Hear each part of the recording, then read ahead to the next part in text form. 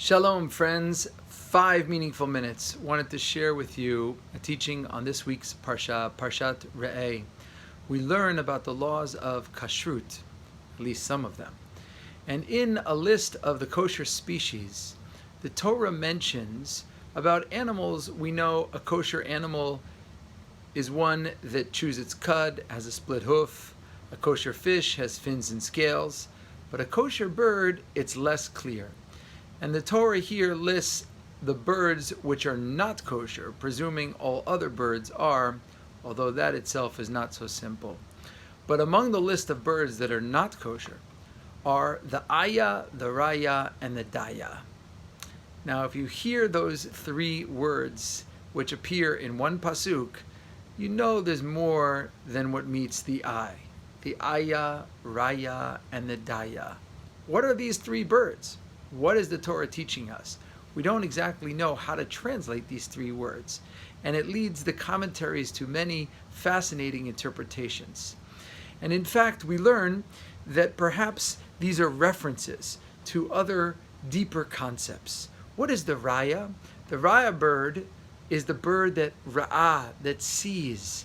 And the Talmud tells us this is the kind of bird that can see a carcass from far away and get it. That's a bird that always is looking for death, for negative. Say the rabbis, the ra'ah bird is the bird of negativity.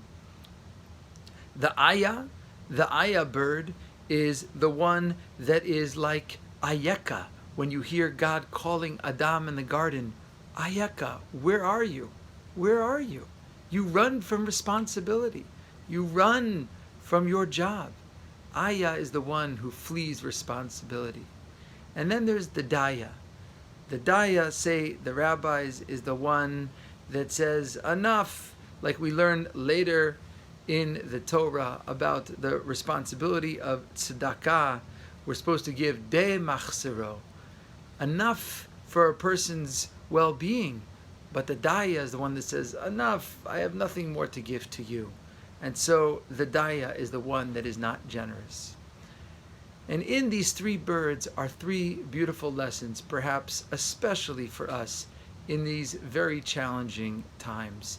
And in a Shabbat in which we are about to bless the new month of Elul, as we work on ourselves and our character preparing for Rosh Hashanah. The rabbis perhaps are hinting about the ra'ah and the ayah and the daya. The ra'ah is the one that sees positively. Be optimistic. Be positive. Look for the good. Look for the silver lining. The ayah is the one that says, be present. Where are you? I'm right here with you. And the daya is the one that is generous, that is philanthropic. We can call it the 3 P's.